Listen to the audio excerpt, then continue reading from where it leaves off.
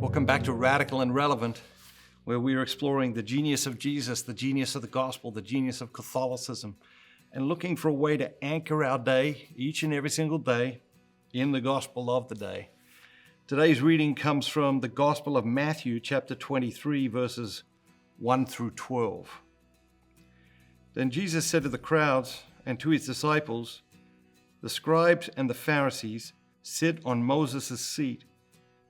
So practice and observe whatever they tell you, but not what they do. For they preach, but do not practice. They bind heavy burdens, hard to bear, and lay them on men's shoulders, but they themselves will not move them with their finger. They do all their deeds to be seen by men, for they make their phylacteries broad and their fringes long, and they love the place of honor at feasts, and the best seats in the synagogues, and salutations in the marketplace, and being called rabbi by men. But you are not to be called rabbi, for you have one teacher, and you are all brethren. And call no man your father on earth, for you have one Father who is in heaven. Neither be called masters, for you have one Master in Christ. He who is greatest among you shall be your servant. Whoever exalts himself will be humbled, and whoever humbles himself will be exalted." Which word or phrase or idea jumped out at you today? The one that jumped out at me was right at the beginning. So practice and observe whatever they tell you. It's really interesting.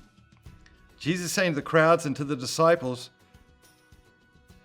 practice and observe whatever the scribes and Pharisees tell you, but don't do what they do. See, he didn't say, hey, those scribes and Pharisees, they don't know what they're talking about, and you can ignore them. No. He said, practice and observe whatever they tell you. Even though they're hypocrites, even though they're not living it themselves, that doesn't take you off the hook. That doesn't allow you to ignore what they're teaching, what they're saying. And it's a brilliant teaching. It's a difficult teaching, right?